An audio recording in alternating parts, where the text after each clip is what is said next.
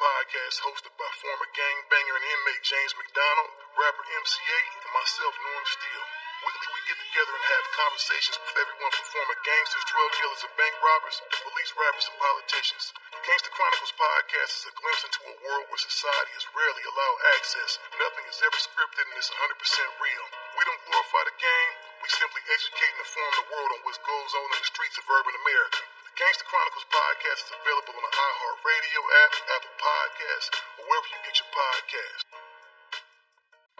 On September 17th, 2009, 24-year-old Mitrice Richardson disappeared without a trace in the woods near Malibu, California, and was never seen alive again. I'm Catherine Townsend, host of the podcast Hell and Gone.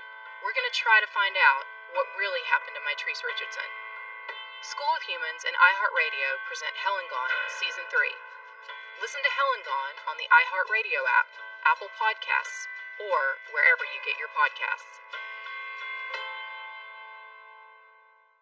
Thanks for listening to the Herd Podcast. Be sure to catch us live every weekday from 12 to 3 Eastern, 9 to noon Pacific on Fox Sports Radio and FS1. Find your local station for the Herd at foxsportsradio.com or stream us live every day on the iHeartRadio app by searching Herd. You're listening to Fox Sports Radio. Here we go on a Wednesday, live in Los Angeles. This is The Herd, wherever you may be and however you may be listening. Fox Sports Radio, iHeartRadio, FS1. It's Veterans Day. We'd like to thank those who serve and have served in this great country. It is a great country. The freedoms we have, the liberties we have, were fought for. Men and women around this country, often now serving outside of the country, outside of our borders. We salute you at Fox. Happy Veterans Day to all of those part of that military community. Saw it Sunday on Fox. It's a big deal here around these parts, and we appreciate you stopping by. My dad served. Joy Taylor is joining me. She serves great herd lines all day. Yes, happy Veterans Day. Shout out to my sister in the Air Force, Grace, my cousin Sam in the Army. I was talking to both of them this morning. Come from a big military family. You are. Both my grandfathers. My grandfather, Clarence, was a command sergeant major, 30 years. My uncle C.T., well, most of my uncles, my father. Yeah, big military family, so. Thank you to all the veterans. Yeah, I get emotional. And by the way, the people I used to work for on Monday Night Football had a wonderful, you should go check it out on the internet, a wonderful piece on the military. Shout out to them. It was highly emotional. It was just great. It was people jumping out of a plane and just the story they told. I think Michelle Rodriguez voiced it. Oh, so good. So let's start with this. Sometimes the personality you have as an outsider that gets you the job doesn't always work as an insider. Similarly, sometimes your greatest strength, which drives you to success, and once you have the success, you may not need it as much. So we would all acknowledge that Tom Brady's will, he's not the most talented thrower of the football, he's not the best athlete of the football, he's the most willful player I've ever seen in football. I mean, he's still whining about being drafted in the 6th round. I mean, he didn't have a Super Bowl trophy. He's got a Super Bowl room with multiple trophies. And I've seen him cry on television in the last 3 years talking about it. He's the most willful person I've ever seen. He was willful in high school, his dad tells you. He was willful in college at Michigan. He's willful at New England. And he's got all those trophies. But when Tom was being willful, the great thing is Tom was controlling Tom. Nobody controls Antonio Brown. And is that willfulness, Tom wants to prove everybody wrong in New England. He did. And then he goes to Tampa. Nobody wants AB. Is Tom doing it again? I'm going to prove all you wrong with Antonio Brown. The difference is Tom's willfulness was always led by Tom about Tom. Tom now is trying to take a highly dysfunctional player that didn't work in well-run Pittsburgh or brilliantly run New England and trying to make him be Tom-like. And I don't know if it's possible. Ryan Shazier, who was a great linebacker for years, you know the story with the Steelers, was on the Ringer podcast, used to be a teammate of AB, and he said it's like dealing with a child as a teammate of AB. I wish the best for AB, but at the time, like, whoever's going to help the team, like, I wanted them here, you know? Like, you don't want to be here, man. Best of luck in your endeavors, you know? And a few weeks later, I got blocked on Twitter and blocked on Instagram. I'm like, bro, like, I didn't even say, I wished you good luck. And I was like, I'm not showing, like, no beef or, like, I'm not throwing no shade on you, but, like, bro, if you want friends that's going to tell you what you want to hear, that's not me. I mean, that's how a teenager would act. You didn't say stuff nice about me. I'm not following you on Twitter and Instagram. Again, I think the secret sauce to Tom Brady, he's pretty athletic. He's got a nice arm, but it's always been willfulness. Tom wants to prove people wrong. But I wonder now if Tom's trying to still do it on Antonio Brown and wide receiver. I'm sorry, it's not a need for Tampa Bay. Just think about this. Antonio Brown left the Steelers. How are they today? Fine. Good. 8-0. He left the Raiders. Oh, big problem. No, Raiders are actually doing great. He arrived in Tampa Sunday. Did you watch? That's the worst game of Tom's career. He's moved in with him. He's got Tony Robbins now giving him pep talks. Tom always controlled Tom. That's when willfulness is great. But Tom can't control Antonio Brown. And Shazier went on to say, I don't think the minute it becomes about AB, that will not be a Super Bowl team. And I worry about sometimes your greatest strength becomes a liability. Sometimes as an outsider, that personality doesn't work as an insider. And you can be willful, but that doesn't mean you can change dysfunctional people. And I don't think there's anybody needier in the NFL currently than AB, Antonio Brown. So, this is interesting. The LeBron-Michael Jordan debate, you can criticize LeBron and it's okay, but boy, if you criticize Michael Jordan, whoa. So it just makes headlines. And they're the two best basketball players I've ever seen. That doesn't mean they're the best at everything, but they're the two best basketball players I've ever seen. Magic Johnson's third. Magic just isn't as good in his prime as a defender as Michael Jordan, who was great, or LeBron, who was great. We even saw LeBron in this finals be a great defender. So Magic was never as good on the defensive end, which is only about 20 or 30% of basketball. It's mostly NBA's, nobody stopped Kobe, nobody stopped Michael, nobody stops LeBron. There's no such thing as a Michael stopper, LeBron stopper, a Kobe stopper, a Kareem stopper. By the way, Bill Russell didn't stop Wilt Chamberlain either. I mean, he was the best defensive player. It's an offensive league that's 70, 75, or 80% of the game. But if you criticize Michael, watch out. And so, Club Shay Shay is very popular. Shannon Sharp's got a club. Tuxedos are required. Club Shay Shay had Isaiah Thomas on talking about the best players he ever faced when he played. Who would you say are the 5 toughest players that you've had to face? Again, and you can just go by the winning records, right? Right. Magic, Kareem, okay, Bird, Dr. J, and then I would say Jordan. Oh, Michael's not number one. Let me defend Isaiah Thomas on this. Now, there's a reason at a boxing match you'll have 3 judges, and as Joy knows, they sit on different sides of the ring. Because you can see things differently from your view. If you're on this side of the ring, you may see a lot of the fighters up close. The other side of the ring, you see a different fight. We've all watched fights, and 1 or 2 of the judges have a scorecard, and you're like, what fight did he watch? But we're watching on television with replays. He's down low, he could be on the wrong side of the ring and not have the same view of the fight. That's why they have 3 judges, and they don't just have 1, because fighters move around, they move toward their corners. And so, from Isaiah Thomas's eyes, what is Michael Jordan? Well, let's just ask ourselves about basketball qualities that we admire, broadly. Is Michael Jordan the greatest winner of all time? Oh, no, he's not. Bill Russell won 11 titles. Michael won 6. Okay, he's the best scorer of all time. Oh, no. That's Kareem, who was not only the best scorer, but had the greatest single shot, the skyhook. Okay, well, then Michael does more things well than everybody. No. Even LeBron critics would acknowledge he's a better ball handler, he's a better rebounder, he's a better passer than Michael. LeBron does more things well. Well, then Michael elevates people more than anybody. Oh, God, no. Magic Johnson, everybody was great with Magic. That's why Magic went to 30% more finals than Michael Jordan. Well, he's the ultimate Iron Man. He's like Cal Ripken. He never missed he quit twice. He was a great basketball player, perhaps the greatest ever. But in Isaiah Thomas's eyes, when Isaiah Thomas faced Michael Jordan in his prime with his Pistons, Michael couldn't beat him. Michael couldn't beat him. By the way, couldn't beat the Celtics either. And I've always said, there's two facts about Michael. It's almost sacrilegious to bring these up, but they're both facts. When James Worthy and Michael were teammates at North Carolina, they won a championship. When James Worthy left for the pros, Michael stuck around. The following year, Michael's college basketball team with Dean Smith, it wasn't the best in state. North Carolina State won the title.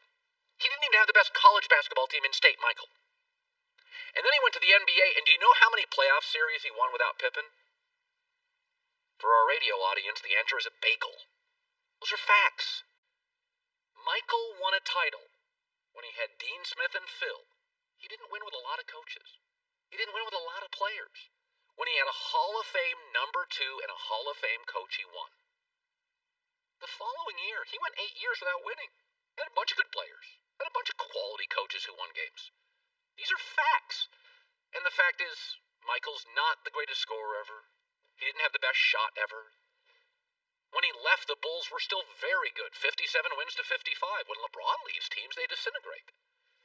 But one thing that Jordan had, and to a higher level than anybody of my life, Michael was not only great, he was the best looking, he was the most glamorous, and he had the greatest shoe campaign, which still resonates today.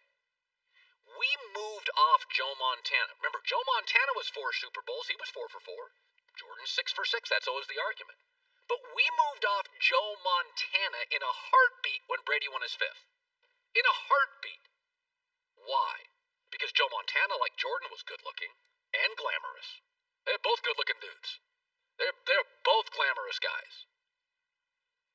But Montana didn't have the Nike bulletproof shield, which deflects, that likability. I always said that about Ronald Reagan. Ronald Reagan was the most liked president ever. Wasn't the best necessarily, but he was so charming and likable, even his rivals liked him. His rivals wouldn't take shots at him. Any criticism, he once joked about bombing Russia. We all were like, oh, it's just Reagan. He's so funny. Nobody else could get along. JFK couldn't have done that. Clinton couldn't have done that. Bushes couldn't have done that. Is that we moved off Joe Montana in a heartbeat. 4 for 4, perfect in the Super Bowl, 3 MVPs. The minute Brady got his 5th, even though Brady lost a couple. Because Montana didn't have the shield protecting him. I think Michael and LeBron are the 2 best basketball players ever. Argue what you want. But I can go 5 and 6 and 7 categories. He's not the greatest scorer. He's not the greatest winner. He didn't elevate teammates like Magic. He's not an Iron Man like LeBron. He didn't do more things well than everybody. He's just a great basketball player that when he got a Robin and when he got Phil Jackson, he was hard to beat. But I'll argue this, he never beat a great dynasty in the finals. He beat the Pistons and the Celtics when they got old, and the Lakers in the West when they got old. You can say that, it's okay. In Isaiah's worldview, when he was in his prime, and the Pistons were in their prime, Michael was just a super athletic guy that scored a bunch of points but didn't make anybody around him better. That's what he was. That's what he saw. It's like the boxing judge watches the fight from one angle, you watch it from another. That guy's crazy. No, he has a different view of it than Isaiah's view. And I know it's petty, but Michael's just as petty. LeBron can be petty, Magic can be petty, they're all petty. In his view, you can make an argument. Jordan was just maybe the greatest scorer, but maybe not the greatest player. All right, coming up next. Oh, boy. Somebody else taking a shot at Carson Wentz. We're going to have a new thing today on the show. We're going to introduce a new thing. It's going to be called Quarter Bank. Not quarterback, Quarter Bank. The bank of quarterbacks. And if we could pay them what they truly deserve, because I think what we pay them skews what we think of them. And I'll defend Carson Wentz on that coming up. Be sure to catch live editions of The Herd weekdays at noon Eastern, 9 a.m. Pacific on Fox Sports Radio, FS1, and the iHeartRadio app. I'm Shonda Rhimes. If you've watched Grey's Anatomy or any of my TV shows, then you know I love to tell a good story. Well, now there's Shondaland Audio. We've partnered with iHeartRadio to launch a slate of great podcasts. You can listen to the first 4 right now. Katie's Crib, Criminalia, Go Ask Allie, and You Down. And we have so much more coming your way. We can't wait for you to hear it all.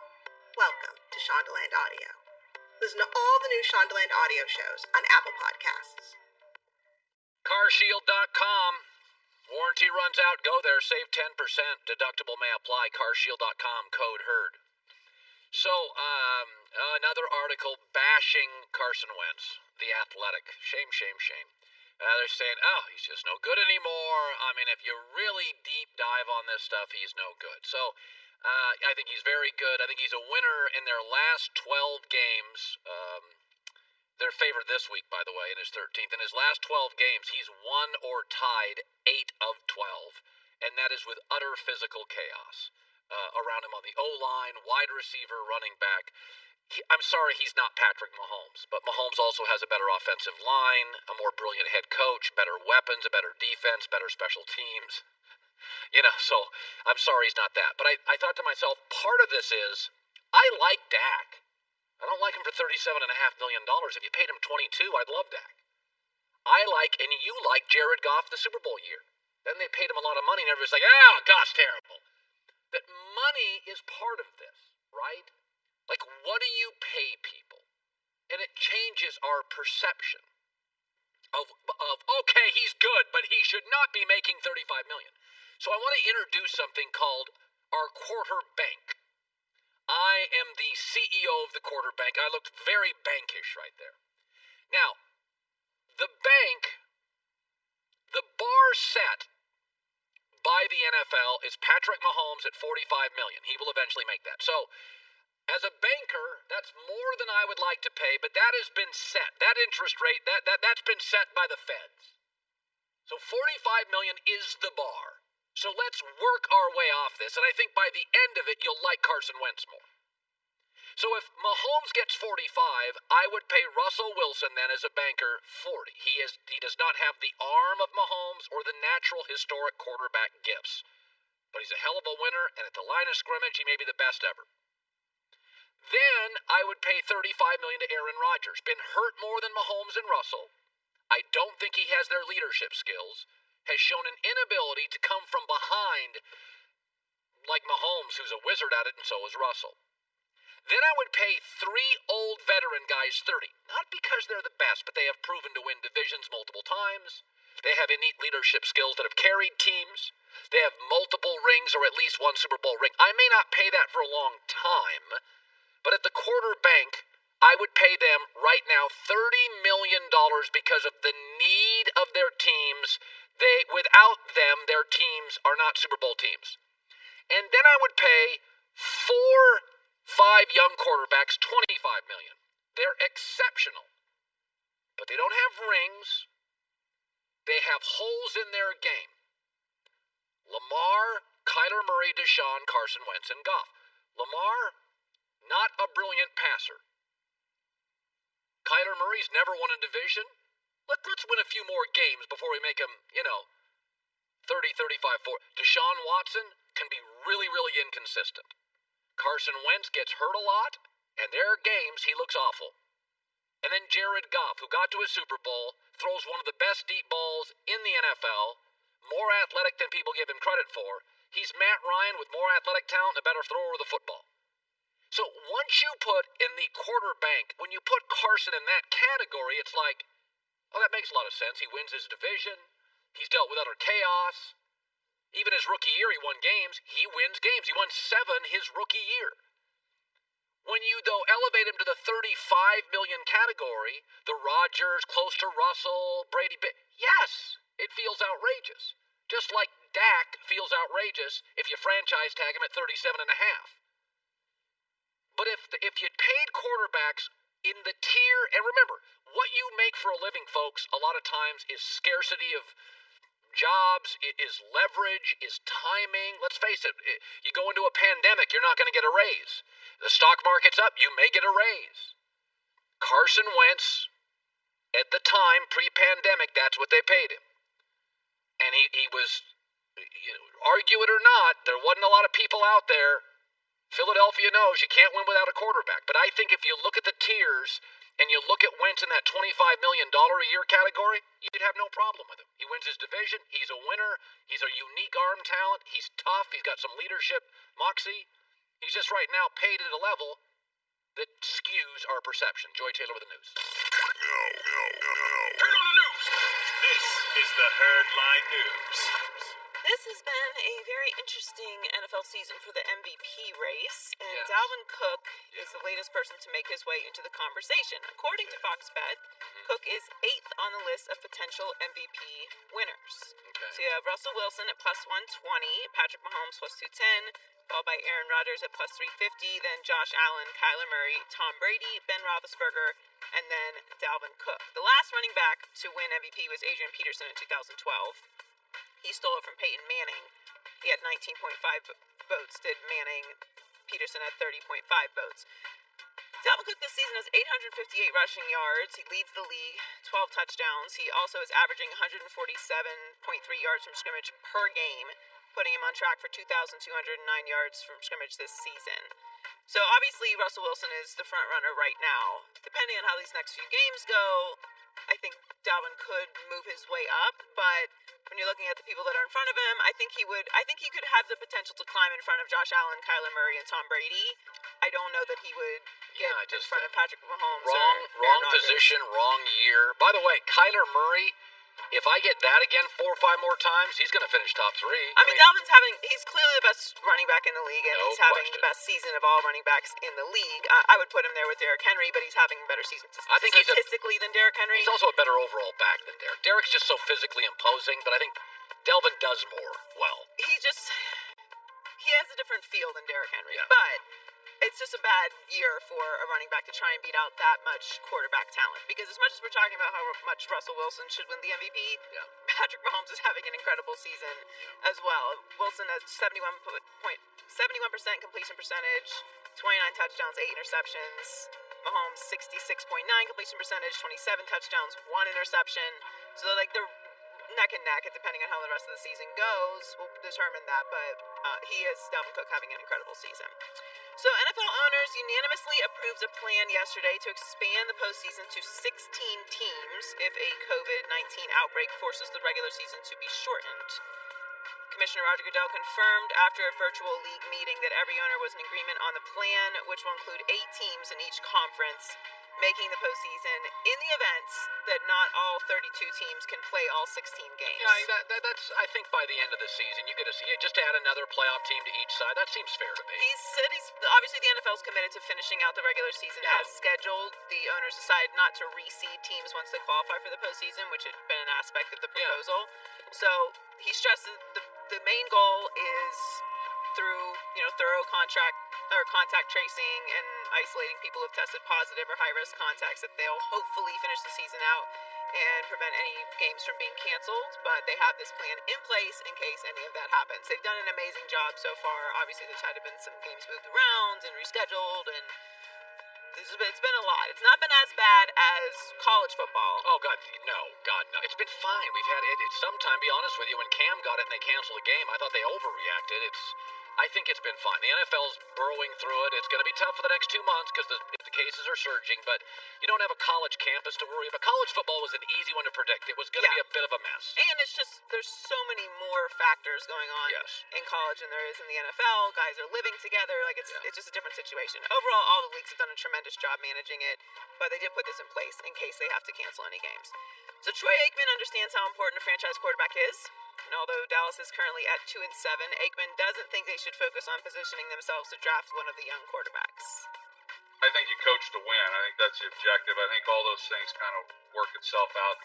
The Cowboys aren't in need of a quarterback. I could see where maybe some teams might look at this and say, well, Trevor Lawrence is sitting out there. We'd sure like a shot at him. But I don't think Dallas is in the market for his services. Now, he was the Cowboys' first overall pick in the 1989 draft. But right now, the current order is the Jets, obviously, at 0-9, Jaguars 1-7, Cowboys 2-7 are sitting at 3, followed by the Giants at 2-7, and Washington. The whole NFC. By the East way, is in the if you look at what the Cowboys need, they don't need The 5 best players in college football are quarterbacks, a wide receiver from LSU, and a left tackle from Oregon. That's not what they need. It's a perfect year for Dallas to trade down because what they need is available in the draft at like the 12th spot to the 27th. They need to focus on their defense and rebuild the offensive line. A great corner from Alabama, a couple of linebackers out there. That Dallas doesn't need, if you look at the big boards being set up by like the Mel Kipers and Todd McShays, the top 5 or 6 players, Dallas doesn't need those. They don't need another wide receiver, and you could argue they don't need a quarterback, and that's what's available at the top. What they should do is trade down to like the 17th spot. It's a bunch of positions they need, which is a great guard from Wyatt Davis from Ohio State. There's a couple of defensive linemen and edge rushers later, so it's a perfect year for Dallas to trade down. But does Jerry, who loves stars and headlines, does he have it in him to trade down? Well, it always comes down to Jerry, but what also makes it interesting is if they're going to franchise tag Dak Prescott, which would be a little over $37 million, I mean, you're not going to pay that to a young quarterback over the next 4 years. So if you do decide to go for a quarterback, you're going to be saving yourself a lot of money, and you may potentially be in a different situation. Now, I personally love Dak, and I think he is the quarterback of the future in Dallas, but and I also think that Jerry won't move off of Dak because of the injury as well. Yeah. I mean, he's very well liked, and he's done a good job for them. Dak is not the problem in Dallas, as we're seeing right now. Otherwise, we wouldn't be talking about them picking in the top 5. Joy with the news. Well, that's the news. And thanks for stopping by. The Herd Lie News. Bring in Nick Wright, my buddy, host First Things First, brought to you by Mercedes-Benz, the best or nothing. We love bringing them on Wednesdays at this time. All right, so I led my show today. Ryan Shazier talked about Antonio Brown. I've said it before personally. A thing I struggle. I'm not really one of those, things that turn me off, lists of things that drive me nuts. Very few things about people drive me nuts. Neediness is way at the top of the list. I'm not going to babysit anybody over 18 years old. AB can be really needy. Shazier's like, man, it's a lot of work dealing with him. And Ryan Shazier's a guy who is a good leader, a good player, a trustable source. What do you make of his comments? Yeah, it makes you wonder why GM Tom Brady demanded he be brought in. It just strikes me as a lot. I mean, you got Mike Evans, who, is averaging fewer targets this year than Cole Beasley, and yet you bring in another wide receiver. And now Brady loves him, and for reasons I don't totally understand. Just like you were talking about the Cowboys' list of needs, nobody would have put receiver, much less volatile, very questionable, more than questionable off the field problems receiver on their list of needs, but they added him. And since they've added him, the results are they're 0-1 in their biggest game of the year, and they got annihilated in that game, and now they can't win their division. So I would say the early returns are not promising, but what I am hearing from my sources in Tampa is they believe once all the fair points are scored in that Saints game, they're going to be called victors. So I would hold off, shoveling dirt on their grave, but right now it doesn't look good for them. Look at you, Nick Wright. So, you and I think mostly... That's what I'm hearing. Yes. So, I think you and I mostly agree on Dak. The intangible stuff we love, but you start looking around the world at the Mahomes and the Russell Wilsons, and there's just some stuff, it just don't stack up. Arm, escapability, Kyler Murray now. I said yesterday, if the Cowboys were an emoji, they're into their feels now. They would be the heart eye emoji, where they just like him too much. They've lost rational thinking. Do you think they're too loyal to Dak? Well, I think even if you are certain you're keeping Dak, you don't say what Jerry Jones said. You want the world to think you might draft a quarterback. Let's go back to a draft you're very familiar with, Colin, when the Indianapolis Colts at the 3rd pick were able to trade down to 6 very shrewdly and pick up 3 additional second-rounders because the Jets wanted Darnold. Why were they able to do that? Because everyone knew the Giants were not taking a quarterback at 2. So even if the Cowboys are never going to draft a quarterback, they should make the world think they might. Yeah. Because the point that you made, what they need is additional picks. What they need is to address the defensive side of the ball. The question I would have for Cowboys fans is this. This is not about Dak. If Patrick Mahomes were their quarterback this year, are they a Super Bowl caliber team? I say no. I think the defense has showed to be too poorly coached and too bad. And if that's the case, then you do have to consider, if you end up with the second pick and you can get Fields, you can franchise Dak and immediately trade him for 2 first-rounders and save close to $40 million, so you could spend money on your defense, draft defensive players, have a cheap quarterback that maybe has the same or greater upside than Dak. I would at least consider it, because the team right now seems to be broken, and bringing Dak back and having one blue chip player in the top 5 is not going to fix that. Speaking of quarterbacks, I thought Kyler versus Tua was the best 3.5 hours of football I had watched in a long time. I thought it was wildly entertaining. 2 different styles, although about the same size. What did you make of his second start? Yeah, I mean, I think how good is Tua going to look when he doesn't have to worry about the fact that he's playing for his job? I mean, once the audition's over, I think he's going to be just fantastic. I thought Tua was great. I think Tua is right now the best quarterback in that division, and based on the 2020 season alone, Brian Flores has been the best coach in that division thus far this year. Yeah. I think Miami's got a shot. I picked them to make the playoffs before the year. At this point, I think they have a shot at winning the division.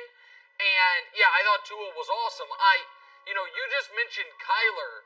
I don't know if we're going to get to it or not, but I don't know the universe where Carson Wentz is on that same quarterback tier as Kyler and Lamar. It was very confusing to me. I thought Kyler was awesome, and I think Arizona's scary, especially once they get a little more experience in these big games. All right. So you love basketball like I did, and I said, you can view something differently because you see it from a different angle. And where everybody that's 20 years old sees Michael Jordan on YouTube and didn't see any of his losses or missed shots, he's the greatest player ever. We have to live with LeBron's bad games, the one he has a year. And in Isaiah Thomas's eyes, when he says MJ's the 5th best player I ever faced, well, when he was in his prime with the Pistons and they were in their prime, Michael just shot a bunch, didn't elevate others, and could never beat them. Yeah. So I defend Isaiah that in your eyes, no, Kareem was unstoppable. There was nobody like Kareem in his prime. So your takeaway, I kind of defended Isaiah today with his thoughts. Yeah, well, listen, Jordan and those Bulls, as you mentioned, couldn't beat Isaiah's Pistons. They finally beat them once the Pistons had aged out of contention, after the Pistons had owned them for the 80s. And so, of course, Isaiah Thomas, what do all those players have in common that he mentioned? Those were the greatest players of the 1980s. Yeah. Jordan was not one of those guys. Jordan was the greatest player of the 90s. And so, of course, I defend Isaiah. I'm also glad Isaiah included Dr. J. Dr. J, who I think's the 15th greatest player of all time, but nobody counts what he did in the ABA when he won 3 MVPs and championships in the ABA, so people forget about how great he was before he even got to the Sixers in the NBA. But whenever here's what I would say to the audience that is saying, Nick and Colin, you're both just in the tank for LeBron. The next time one of these types of shows is running a Jordan highlight reel, count on your fingers how many of the highlights come against the Pistons. Because there ain't none. It's him getting clotheslined, and then and the highlights, it's like, wow. Ask Byron Russell who the toughest player he played against is. I bet he says Jordan. Ask Cliff Robinson or Clyde Drexler. I bet they'll say Jordan. But the Pistons and the Celtics of the 80s had no problem dispatching of Michael Jordan. And we agree on a lot of stuff today. By the way, I'll throw on it. Look at my list here. Here, I'll ask you a question. I didn't think there was much of a market for Cam pre-Bill. I don't know if there's any market for Cam post-Bill. He's not quite as dynamic the runner, although near the goal line he's unstoppable. You tell me, what's the market for Cam in 2 months, 3 months? Well, I think a lot of it depends on how the next 2 months go. I've always been high on Cam, but we talked about this yesterday on the show. Let's just say, alternate universe, after Flacco throws that interception, Patriots down 7 driving the field. Let's say Cam threw an interception there and they lose. There's a world that exists where that's the last start of Cam's career. If they'd have lost to the Jets, He had played terribly, in the games leading up to it. Another turnover. They're 2-6. They move on to Jarrett Stidham, even though Stidham's, I don't think, going to be any good. But they turn the page. And there was a very cool market for Cam going into this year.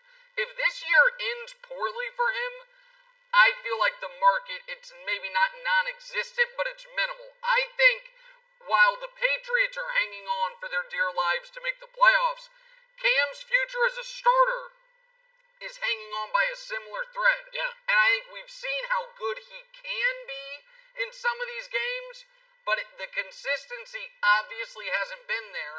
And I don't know Cam personally at all, but if I were Cam, I don't think I'd be enthused about the idea of going and being a backup somewhere. So I do think the next half dozen games are going to tell us a lot about Cam's future in this league. The well-dressed, well-coiffed, sharp, alert.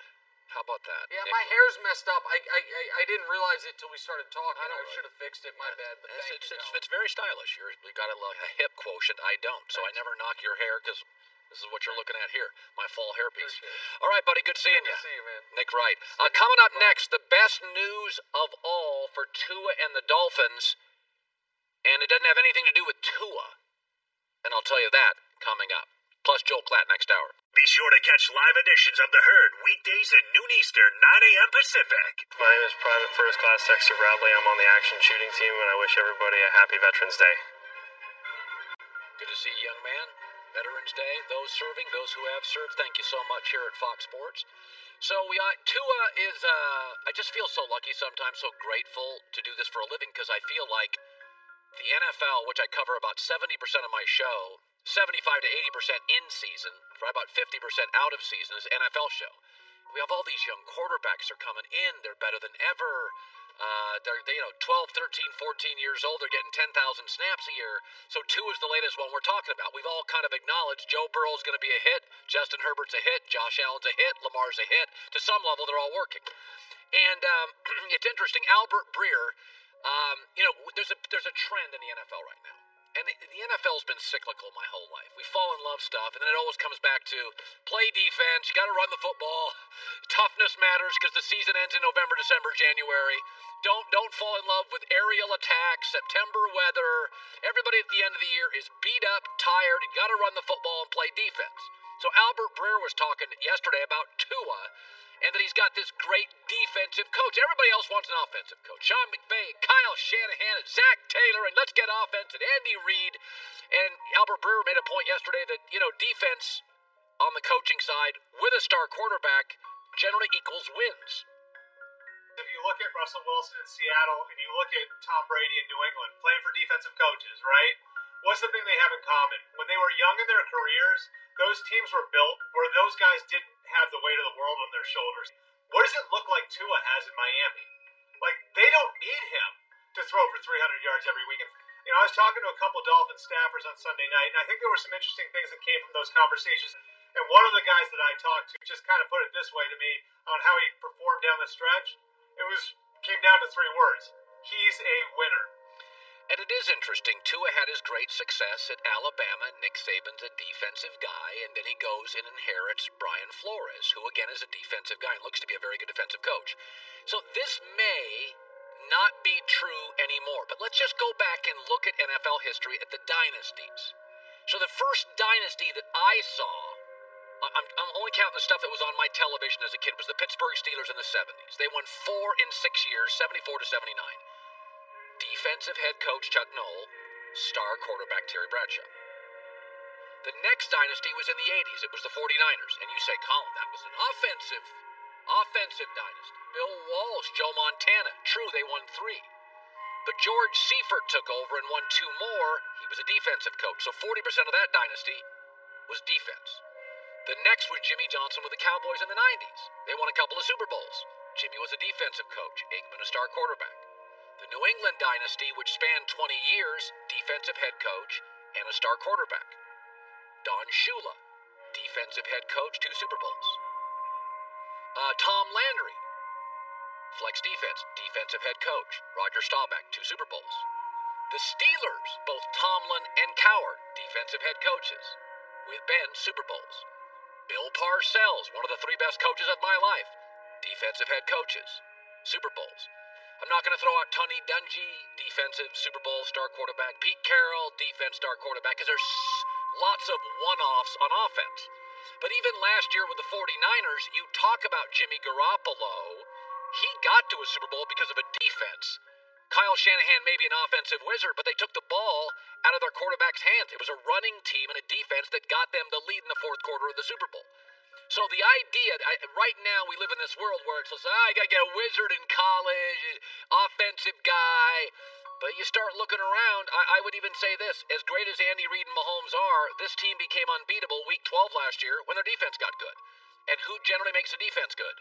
A defensive coach. That's his sensibility, an innate understanding of defensive personnel in college, how to draft it, how to develop it. Pete Carroll, very good at drafting defense, developing. He may whiff on running backs, he may whiff on offensive linemen, but maybe the greatest gift Tua has is he's not going to be asked to win shootouts. I mean, remember this. This is just the start of Miami's defense. They're not even stacked yet. They don't have an elite pass rusher yet. They don't have a Pro Bowl interior defensive lineman. They got one elite corner. So, I think the great advantage for Tua is if you look at the history of football and what creates long-standing dynasties, it's usually a defensive head coach and a really high-end quarterback. The quarterback will eventually sort of run the offense himself. You know, that Tua in 4 years will kind of run the offense himself. Flores takes care of the defense and special teams, and you win 27-20 every week. That's what dynasties look like. Michelin Endurance XT silicone wiper blades. Get them at Walmart. Last 2 times longer. Weather's getting bad. Michelin Endurance XT silicone wiper blades. Hey everybody, this is Jill Scott, and I am pleased to introduce you to J.L, the podcast. I am joined by my amazing, brilliant girlfriends, Laia St. Clair. What up, though? And Aja Graydon Dantzler. Hey, y'all. We are going to be talking about a lot of amazing things like individuality, Family and blackness. Listen when you're soaking in your bathtub. Listen while you're washing dishes. But listen, the first episode drops on November 18th. Listen to Jill Scott Presents J.L the podcast on the iHeartRadio app, Apple Podcasts, or wherever you get your podcasts. This is Sammy J, and I have some exciting news to share. We are back for Season 2 of my podcast, Let's Be Real with Sammy J. This season, we'll have more revealing and unfiltered conversations with celebrities, influencers, activists, and athletes. Guests include the amazing singer and actor Anthony Ramos, TikTok sensation Dixie D'Amelio, NBA star Aaron Gordon, and many more. Listen to Let's Be Real with Sammy J on the iHeartRadio app, Apple Podcasts, or wherever you get your podcasts. Thanks for listening to the Herd Podcast. Be sure to catch us live every weekday from 12 to 3 Eastern, 9 to noon Pacific on Fox Sports Radio and FS1. Find your local station for The Herd at foxsportsradio.com or stream us live every day on the iHeartRadio app by searching Herd. You're listening to Fox Sports Radio. Oh, here we go. Hour 2, Wednesday, it's The Herd, live in Los Angeles. Wherever you may be and however you may be listening, Fox Sports Radio, iHeartRadio, and FS1. Happy Veterans Day, those who serve and have served. This company talks a lot about that here. It's not just a day for us, it's something that's part of our fabric. Great to have you in. Veterans Day, we send our Sunday crews all over the country. A little tougher this year. They were down at Miramar, the base down near San Diego. Yes. It's amazing when you drive for those listening, when you drive, from Los Angeles down to San Diego, you go by Miramar and Camp Pendleton. I was in Camp Pendleton about 2 years ago, and these are like huge communities, like 25,000 people, hospitals, living quarters. It's really amazing. Grocery stores everywhere. And I used to go to the base with my grandpa a lot. He lived in Detroit. He was retired, obviously, at the time. He served for the Army for 30 years. But he would wake up every morning and go work out at the base. So we go to the base with them and play basketball. What base was it? I can't remember the name of the base, but it was near Detroit. In college, I roomed with a kid named Jimmy from Gainesville, and Jimmy was in the military, and we were always jealous of Jimmy. Jimmy would go to the local base in Spokane and come back for $30 with $700 of groceries. He had some card. And we're like, how come Jimmy eats better than all of us in college? And he had a military family, and Jimmy was nice enough to share. But it's been part of my life. My dad served. Just thanks for joining us today, and for all the veterans out there, Yes. part of this great country. So no is a very powerful word. And the two greatest no's in the history of sports are Steve Kerr saying no to the Knicks. He went to the Warriors and creates a dynasty. He said no. They offered no. And the second greatest no is Bill Belichick being offered the Jets job and saying no. Everybody thought he had it and going to the Patriots. And Belichick talked on WEEI radio in Boston yesterday. It's the greatest achievement of his career, saying no. One of the not only most defining, but one of the great moments of my career, and that combined with Robert giving me the opportunity to come here, I couldn't have asked for anything more. So that wasn't a good situation for me, and I didn't want to be part of it, so I wasn't. Two greatest no's ever, Belichick, Steve Kerr. Runner-ups, Coach K said no to the Lakers after they traded Shaq, probably a smart move. Urban Meyer chose Florida over Notre Dame. I think that was a smart move. Those are runner-ups in the no category. But it does go to show how valuable ownership is. No one man, no one woman can overcome utter chaos or dysfunction. And Pat Riley's won everywhere. The only place he hasn't won titles is New York with the Knicks. He only got to one finals, as great as he is. There's just too much dysfunction with the Knicks historically, especially in the last 30 years, 3 decades, right?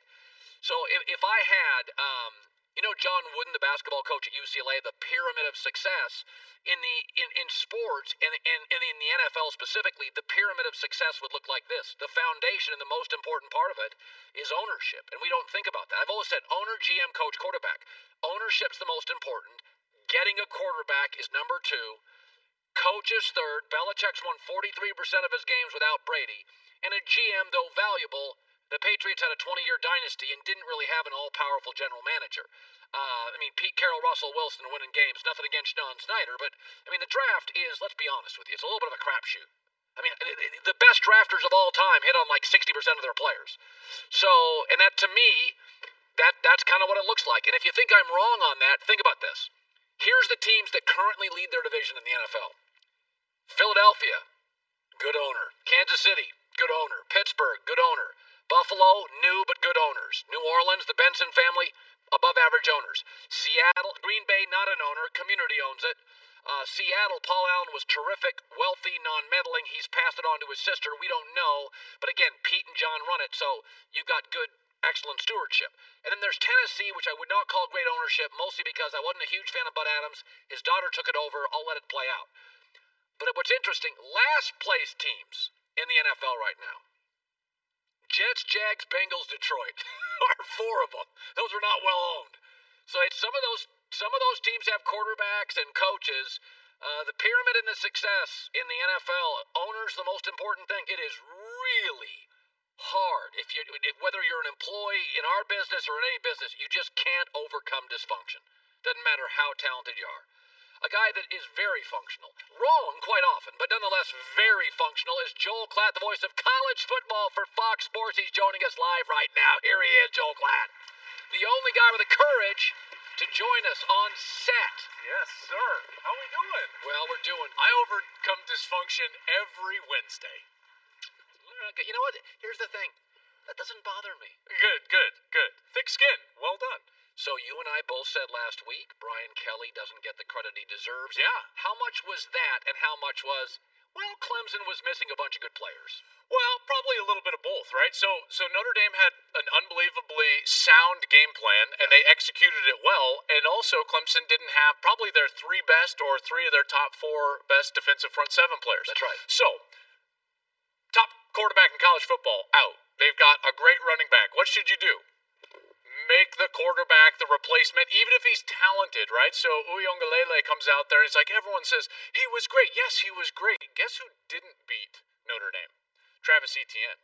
He's the known commodity. That's a great game plan. Bottle up Etienne, make the young players make plays, and while they did, great, at least you didn't have Etienne go for 200 yards, and you're like, what? Why would you let him beat you? So again, that was a sound game plan. You got 3 of the top 4, maybe the 3 best defensive front 7 players for Clemson out of the game. What should you do? Run the ball. What did they do? Incredibly well. They ran the ball. Late in the game, I thought it was easier for Ian Book to throw late in the game because that pass rush had been slowed down by the run game. So I thought that the game plan for Notre Dame was excellent, and they executed it beautifully. And at the same time, they were able to do that because of the guys that weren't on the field for Clemson. Okay, I'm going to defend Jim Harbaugh again. Now, here's my thing. I don't know. I'm running out of that steam. Well, maybe I'm just more loyal as a friend. Okay. Jim's quirky. I get it. But here's what makes me want to defend him. We know James Franklin's a really good coach. He's 0-3. If you start looking at some of the stuff that's happening in college football, yeah, Alabama, Clemson, Ohio State, still great. Okay? There's a lot of these teams that are just unraveling with COVID and the schedule, and maybe they don't have the they don't have the talent, they don't have the reserves, they don't have the depth. The reserves, I like that. The reserves. Use that. So my point is, when James Franklin and the Big Ten's been kind of a start-stop mess a little bit with COVID, unlike the SEC, which says we're bulldozing through it. I look at it and not this week. I hear your premise. I mean, how is James Franklin 0-3 and Harbaugh? It's like, now, can James listen, not both coach? of them have been 2 of the most disappointing teams in college football this season. Could it be just a COVID Big Ten thing? I don't know. And the reason is because it's not like we're seeing... Here's the thing that I'm most concerned about from a Michigan perspective. So if you look at week 1 against Minnesota and a team that I overvalued, Minnesota, which is why I said, wow, Michigan looks really good after that week 1 win. They ran the football effectively. I thought that their pass rush was really good. I got the sense that like their defense was going to be very good once again. And the problem is that their defense has gone back and reverted into what we saw at the end of last year, which was a team that can't get off the field on 3rd down and gave up way too many big plays in the passing game. 4 of their last 5 games, they've given up over 300 yards. And one of Don Brown's staples as a defensive coordinator was the fact that they were a great pass defense, one of the top pass defenses in all of college football. They don't have the requisite corners to play the aggressive style of man coverage that he likes to play. It's a bracket style of coverage that he really is his go-to, where they bracket interior players and play one-on-one on the outside, and they can't do that this year because they're getting beat at the corner position. They also are not running the football. This has been a staple of Jim Harbaugh, at least his effective teams, was the ability to run the football. Indiana, folks, this is not a defensive powerhouse. Indiana held Michigan to 13 carries for 12 yards. 12 yards! Right? Like, you're not going to win. So I can't just say, like, yeah, but COVID. Right? Like, COVID didn't prevent Michigan from running for 12 yards. Like, a really poor 1, game plan, 2, execution up front, 3, lack of commitment to the running game helps you run for 12 yards. Those are things that, at this point now, are becoming consistent with the program. If they continue to play like this, then they're going to have one of the most disappointing seasons that they've had in recent vintage at Michigan. And by the way, Penn State's in that disappointing class. You can't be 0-3 after being top 10 coming into the season. Georgia, you're disappointing too. Kirby Smart, you say you got a great defense and that's going to take you to the playoff. And yet, in the best 2 games or the toughest 2 games of the season against Alabama and Florida, your defense was completely obliterated. Kirby Smart can recruit. To this point, I don't know if he's a great coach. He's a great recruiter. He's a very, There's a lot of great recruiters out there. A lot of guys. Ed Orgeron's a great recruiter. I don't think he's a great coach. If you're going to listen, you brought this up with Harbaugh and Michigan. There are some flaws right now with Michigan that we haven't seen in previous years. In previous years, they go into games that they should win, and they won soundly. And then you get to the games where it's like, okay, let's see what they are against the Notre Dames of the world or Ohio States of the world, and then that's where they would fall short.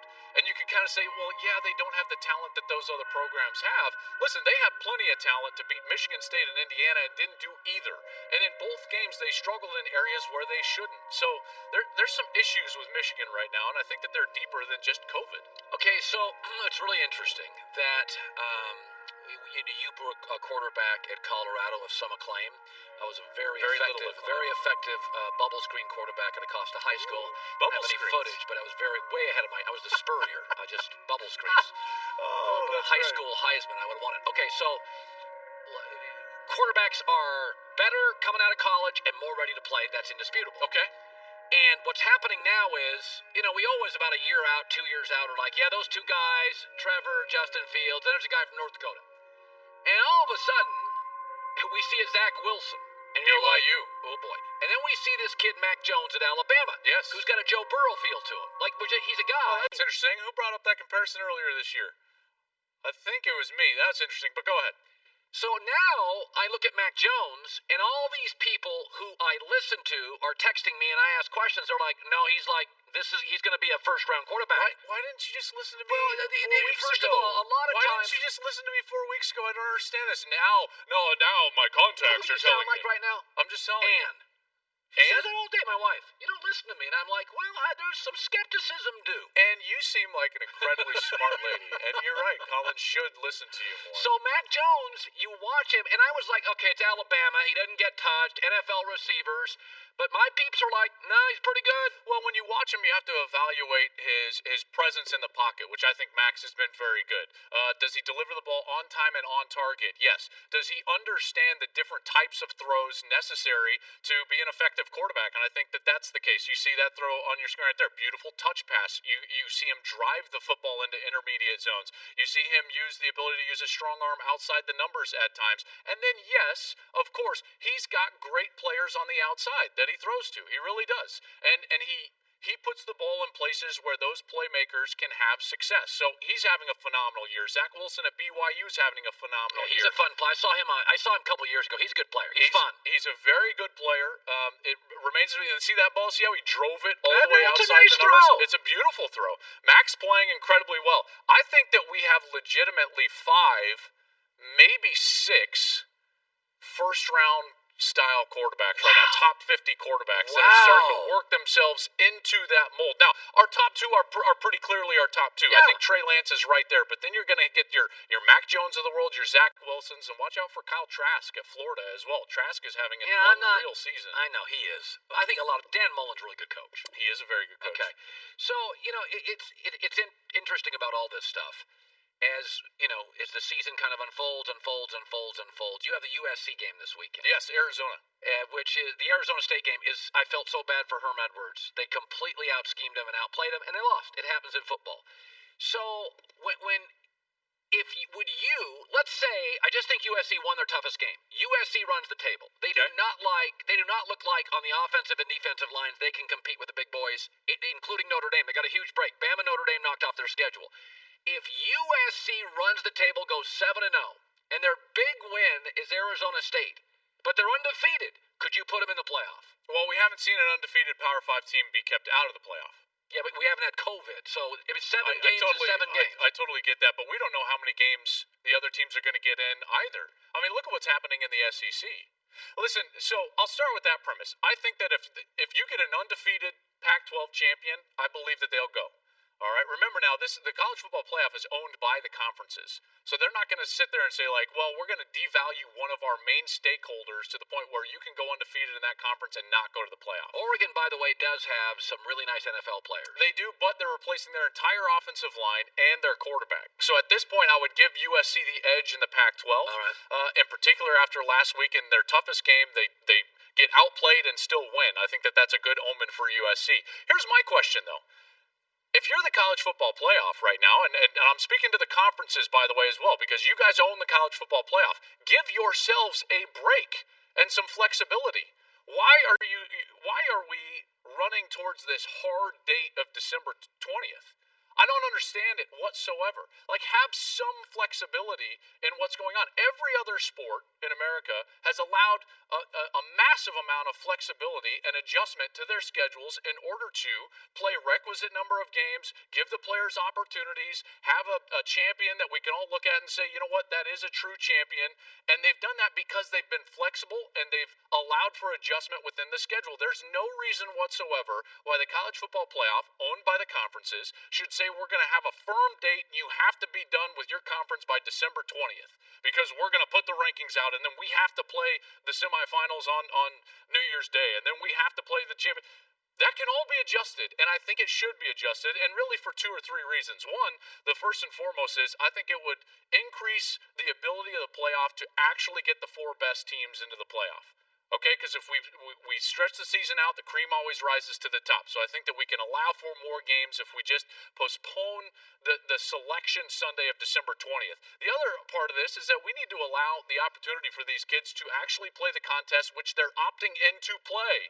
Right? All these kids playing college football, these young men have opted into the season at this point. So give them the requisite opportunities to help increase their stock for the next level. Think of the last 3 number 1 draft picks that we've seen in the last 3 years. They were middling NFL draft prospects at the beginning of the season and then all of a sudden made themselves into the top pick in the draft. Baker Mayfield, Kyler Murray, and then Joe Burrow. That happens all throughout college football. So let's allow these young men the opportunity to play the games that are at least on the schedule rather than just canceling them. I think that we should be looking towards some flexibility with the college football playoff. And by the way, adjusting for more teams would have been a no-brainer, but again, the rigidness of college football, the biggest problem with college football is all these conferences and stakeholders operate in silos and they only make decisions based on their own best interest rather than the best interest for the sport. Can we please get in a room and make decisions for the best interest of the sport for once?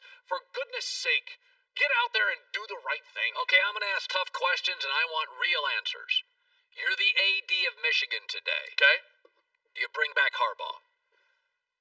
Well, I don't have to make that decision because he's under contract for 1 more year. Basically, the ball's in Harbaugh's court. He can push for an extension, which I'm probably not going to give him. And at that point, you're basically saying the writing's on the wall. I mean, I wouldn't give Jim an extension at this point, even though his contract is the shortest contract in all of college football. It's up at the end of next season. Every other major college football coach has a contract that exceeds the length of Jim Harbaugh's. But if you don't give him an extension, it'll upset Harbaugh, who can be very temperamental, and he'll call his agent. He'll be gone. Well, first of all, he doesn't have an agent. He negotiates his own deals. They were negotiating in February, right before COVID, and to Jim's credit, he pulled the negotiation off the table, not because he wanted more, but because he thought it was the wrong time. He negotiates his own deal? Do you expect Jim to do anything else? Okay, here's my second question.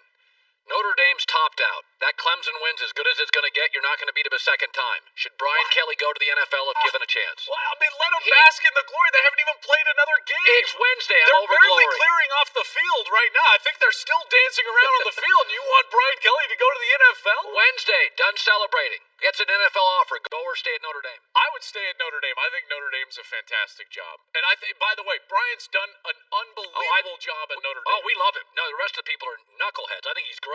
But I'm just telling you, NFL. I'm a college football homer. I think all of these guys would be better suited to stay in college football. You can be there forever. You go to the NFL, you start your clock, you're going to be done in 3 years. Great, go take what job do you want him to take? There's a better question. Okay, just do it right now. You just said NFL. Which job? Okay, Goulet, throw me the standings. You want him to go work for one of those quote-unquote bad owners that you were just talking about before you brought me on? Okay, no, Dallas fires Mike McCarthy. I take it in a heartbeat. You want anybody to take the Dallas job because they've had so much success in the last 100 years? Okay, Chargers Justin Herbert. I'd take that job in 1 second. I don't know if I would. Anthony Lynn has done a pretty good job there. That's not losing 14-point leads 4 weeks in a row. And that's a good ownership group. Couldn't even get fans in the stands in San Diego. Now you got to be the second tier team in LA. Atlanta, Matt Ryan, decent roster offensively. I wouldn't. Good owner, Arthur Blank. You're going to be gone in 3 years. So Matt Ryan retires and then you're gone. I mean, I'm just saying that the cyclical nature of the NFL, you're not going to have a long tenure. Brian Kelly can be at Notre Dame for the next 10 years. And it's not like you're going to get paid more in the NFL. You can make the same amount of money, and if you like the opportunity to... South Bend is small. How many times can you just say to your wife, honey, want to go to Applebee's for dinner? Gosh, you're such a... I just say stuff to drive you nuts. I will tell you, though, if you want any sort of long... Like, you can build a true legacy in college football. You can leave a legacy. You can have 10, 15 years of players that you're affecting in a positive manner where they can be better men and better fathers, and they can come back and they can bring their children, and at some point they're going to build a statue of you, and guess what? The money is the same. You're going to make $5 to $6 million a year for the next 10 years. That's the best argument you've made today. $60 million? You want them to just be like, oh, let me walk away for $60 million because I'm going to get guaranteed 15 in Atlanta so that when Matt Ryan retires, I'm going to get fired? That's a good point.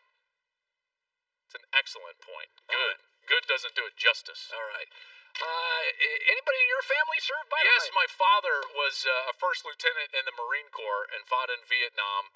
I thank him every single year. And all of you out there who have served, thank you from the bottom of my heart, all of our hearts, for what you did, what you sacrificed, the selflessness to serve this great republic. It is the most free, the most just country in the history of the world, and it is so because of what you did. Thank you so much. You were almost likable this week. You have to work on your game. I want the old Klatt back. Good seeing you, buddy. You too. All right, by the way, the draft order in the NFL. Why the Cowboys actually... This is perfect. They're being given an opportunity of a lifetime. Will Jerry take it? That's coming up. Want more Herd? The Herd streams 24 hours a day, 7 days a week within the iHeartRadio app. Search Herd to listen live or on demand whenever you like. In honor of Veterans Day, Fox Sports proudly salutes those who serve our country. That's why Fox Sports and Good Sports are helping Blue Star families to empower military families and restore play for their kids through donations of brand new sports equipment. Learn how you can help by visiting bluestarfam.org. I don't even know what I would have done as a kid without sports. I had a basketball hoop in our driveway. I don't know. It also doubled as a wiffle ball field. I had this perfect fence as a kid.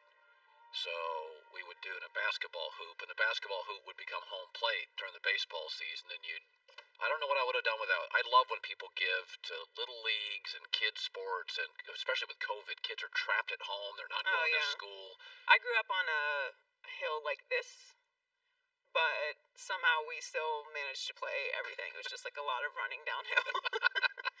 Joy Taylor with the news. Turn on the news. This is the Herd Line News, sponsored by Mercedes-Benz. The best or nothing. We actually built a basketball court in our yard on that hill. Like, me and my younger brother and sister just kind of dug out. I was a big tomboy growing up. You were a college athlete. We dug out, like, part of the hill and then we had, like, these bricks under the back of the house, so we built like a little fence to try and keep like the rebounds from the ball rolling down the hill. It didn't really work, but like had to like bounce the ball on one piece of cement and then kind of like carry it over to the other. But we made it work. So Chris Paul had a great season with the Thunder last year, and it caught the notice of many teams. According to reports, the Phoenix Suns are one of the many suitors in line for Paul. Paul is under contract for 2 more seasons and is set to earn $41 million next season and $44 million the year after that. He averaged 17.6 points, 5 rebounds, 6.7 assists, shot 48.9% field goal percentage, and 36.5 from 3 this year. The Suns were 34 and 39 last season, but they did go 8-0 in the bubble. They were one of the big stories in the bubble for the finish of the NBA season. He was very good with a bunch of young kids in OKC, and he'd probably be very good with a bunch of young kids in Phoenix. He's a winning player. He plays basketball the way you should as a point guard. He is. To me, this only works if it works with Devin Booker. Right. Like, if Devin Booker is okay with this and thinks this is a good move, then that's the way you go. But he's the star of that team, and the two of them would have to make it work. Like, that's what it would come down to. But they do need another piece, because Booker's obviously great, but they absolutely need another piece. But it is a piece that's going to have to be a compliment to Devin Booker. He's a star in the future of the franchise. There's some old school guy. You know, it's so funny. We're all in this 3-ball thing, but if you go look, Anthony Davis isn't a big 3-ball guy. Chris Paul's not, and he was OKC was the shock of the year. There's a little old school coming back where you don't have to be just a 3-ball shooter, and Chris Paul's one of those old school guys. He plays a little dirty. He's very good defensively. He shoots a mid-range, and he yells at people. That's very 1980 88 in NBA basketball. I thought they were an incredible story this season. Oh, they were unbelievable. I think I saw a stat. The last month before they went to the bubble, Oklahoma City had the second best record in the league. I mean, we thought they were tanking. Yeah, exactly. They had the second best record, and that's in the West, by the way. They weren't getting cheap W's. Yeah, they did an incredible season, so we'll see what happens there. So there was some speculation entering the season whether Drew Brees would return to the NFL, and although he's still under contract for next season, Brees said on the Rich Eisen show that he isn't thinking beyond 2020 at this point. I'm in the moment. I mean, I really am, and I can say that that's really the way it's been the last couple of years. I mean, honestly, I haven't taken any year for granted. Since 2017, for that matter, I've looked at each year like this could be my last, and so I'm going to treat it as such. That's a healthy way to live. It is. It kind of feels like this is the last. Yes, and by the way, Taysom Hill and Jameis Winston, athletically, big upgrade. I want to see. We were talking about this in the hallway the other day. When you combine Bruce Arians' go-for-it mentality with Jameis's go-for-it play, it's a mess. But if you gave Jameis Winston, who throws a beautiful football and is very productive, if you gave him a more efficient coach, a little more demanding on the efficiency, does Jameis go from 30 touchdowns to 30 picks to maybe 27 touchdowns and 15 picks? And if that's yes, then you can win a division with that. Because Breeze is out, Brady's old, Matt Ryan's past his prime, Teddy Bridgewater's not the future. I would like to see 1 year of Jameis, we know he's talented, with a coach that's not risk-it-biscuit guy. Just one, because I think he fed into Jameis's propensity to kind of, be a little loose. I mean, Jameis was, his last season in Tampa Bay was ridiculous. I mean, the amount of turnovers was ridiculous. There's no other way to put it. But if you took off 10 picks, they're a playoff team. Yeah, you have to start with 10 picks. Yeah. No, I mean, even if he went 33 touchdowns, 19 to 20 picks, you're like, well, they would have won the last 2 games. So it's like, I've said before, I don't think there's a market for Cam. There's a market for a big guy that can move a little and throw if the coach is right. I would like to see Jameis for a year. With the That's all Saints. I'm asking. 1 year. I don't know what to expect. Not paying him a ton. Yeah, I can see him for 1 year. I don't think Taysom Hill is a franchise quarterback. But I think he's valuable. He There's is. something there. Yes, he is valuable, but I don't think he's the future of the New Orleans Saints. But the reason that I picked the Saints this year to make it to the Super Bowl has a lot to do with the fact that I think this is Drew Brees' last year. Yeah. They pushed everything into him. I think he's going to play with that, as he's already said. He plays that way anyway. It really feels like that this year. And I mean, he's a first ballot Hall of Famer. I'm not even going to go down the CBS receipt of records that he has around the league. But their next 3 games are the 49ers, the Falcons, and then at the Broncos. And they are already atop the NFC South. Yeah, they're going to win their division. Host playoff games. Yeah. So one of the biggest questions entering the season was whether or not Tua would be able to overcome the season-ending hip injury at Alabama. Dolphins obviously took a chance on him and drafted him 5th overall, and OC Chan Gailey said he sees the same impressive quarterback that he saw in college. It looks like it to me. I can't see a real difference. Physically is the one thing that you had the concern about, and I think he kind of relieved all our thoughts about that the other night. I never once thought about his hip in his first 2 starts, so I didn't even think about it. Until he said that, I forgot all about his hip. Well, because he was obviously healthy, or they wouldn't have put him out there. Right. We have incredible doctors and incredible medical personnel in these teams now, and in college, so they got right on top of it. If you're dedicated to your rehab, which obviously Tua is, you're going to come back at 100%. It's a lot of these injuries, you're physically going to heal from them. It's the mental aspect of coming back from an injury that devastating that is really the hardest to do. Anyone out there who's ever had surgery, that's the biggest thing, especially for a professional athlete, is trusting that particular body part again, because you've just gone through the trauma of the surgery and the disappointment of losing the season, and obviously the fear of where you're going to get drafted, and then the pain of rehab. Like, it's all exhausting, even though it is your job to rehab and come back. So the trusting factor sometimes is bigger than the actual recovery and physically. Joy with the news. Well, that's the news. And thanks for stopping by. The Herd Lie News. Cowboys got a gift. Are they willing to take it? That's coming up.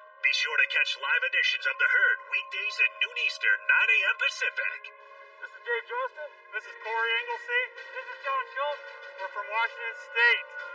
Here stationed at Camp Lemonnier, Djibouti, Africa. Go Hawks! What I love to see, love for the Seattle Seahawks. Chris Spielman, 10 years in the NFL. He's still the Lions' all-time leading tackler, which is remarkable because he only played 8 years. Half his career he was a Pro Bowler, Fox NFL analyst. He is joining us now live. It's interesting. You have the Giants-Eagles this weekend, and I was joking with you.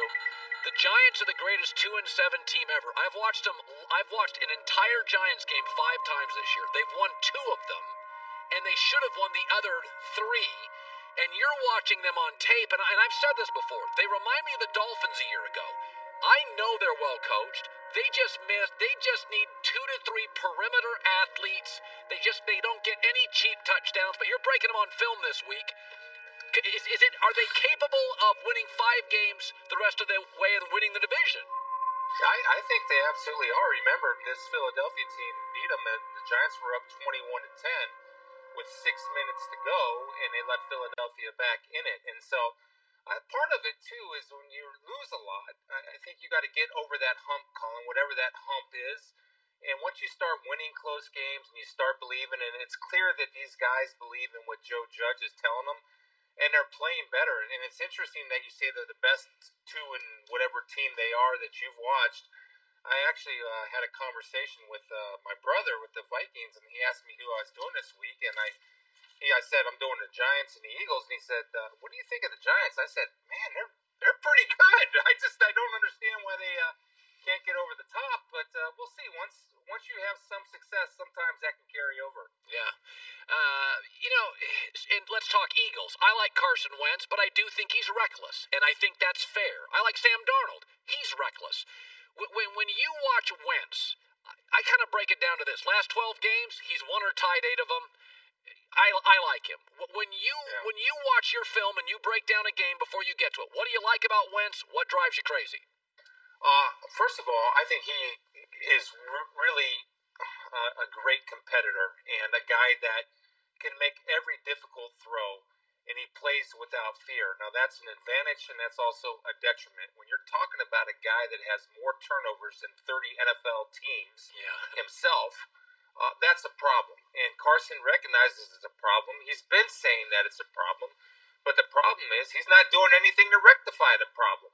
So what I look for them to start doing, I think when they're most efficient is when they no huddle, they go a little bit of up-tempo, and they try to get the ball out of his hands. I mean, he tries to make every single play a spectacular play, and you're not going to last in this league by doing that because defenses are too good.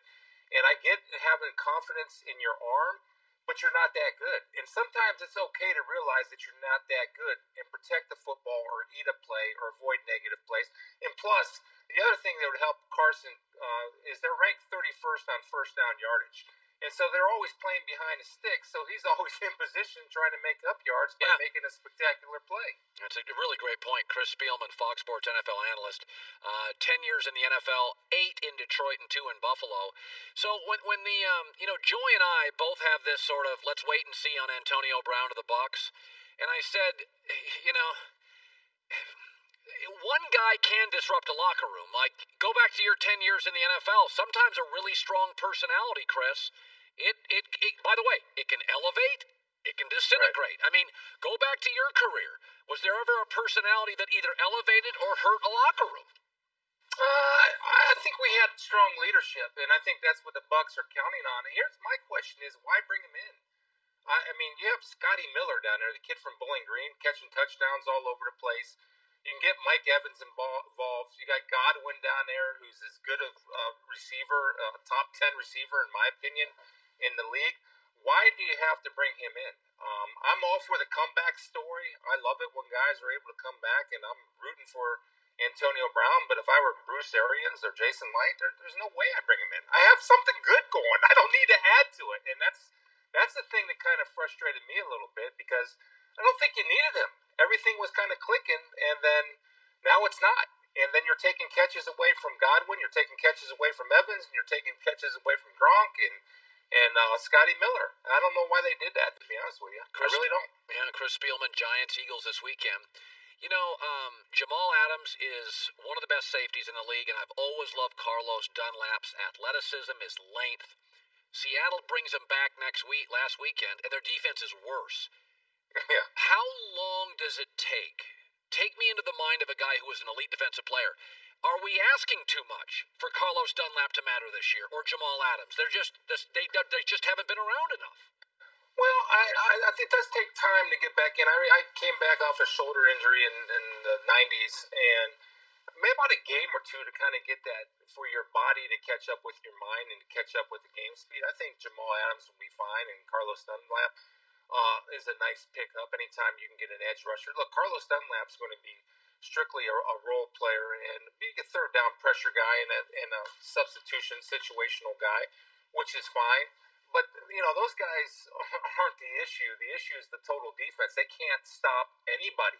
And so instead of looking at one or two guys, I think you look at the team and figure out, okay, Ken Norton Jr. has to look at it and say, what can I do better? Can I make it simpler? Can I get more aggressive? Can I get less aggressive? Whatever adjustments need to be made, Seattle is not good enough right now, in my opinion, on the defensive side of the ball to get where they want to get. Now, when you talk about Russell Wilson, I just think when I look at Russell Wilson and Patrick Mahomes, it's whoever I think of last is who I like better. He's just phenomenal what he's been able to do, man. He's just you take Russell Wilson off that team, do you think they're a 500 football team? Oh, God, no.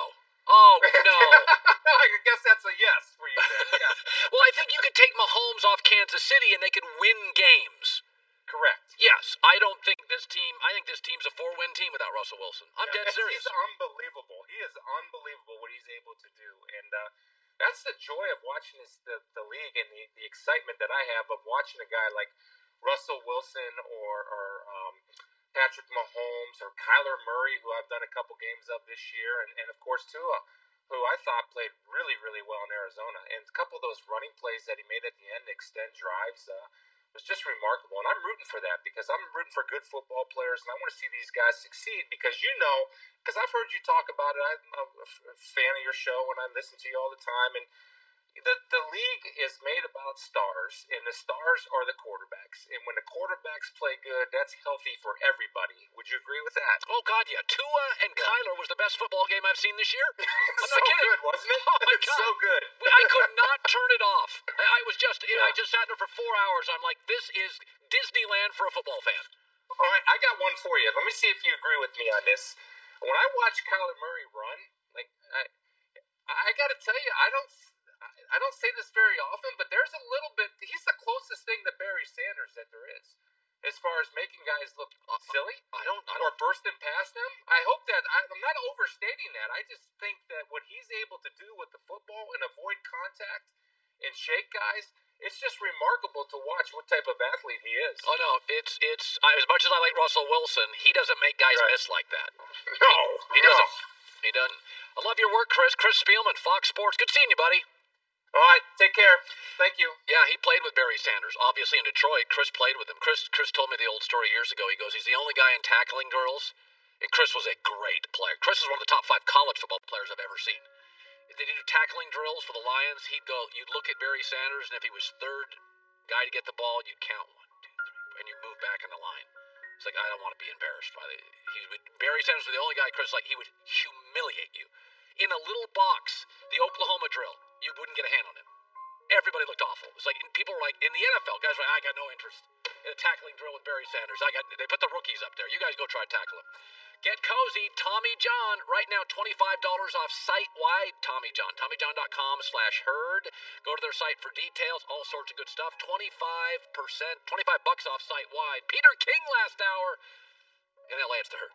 I'm Mandy B, former accountant turned podcaster and founder of my own subscription box company. And I'm Wheezy, former tech exec turned podcaster and comedy writer. We're the hosts of the Horrible Decisions podcast. Through laughter and education, we work to destigmatize kinks, normalize conversations that are taboo, like sex, dating, relationships. Check us out every Monday. That's right. Don't forget to search Horrible Decisions. That's WHOREIBLE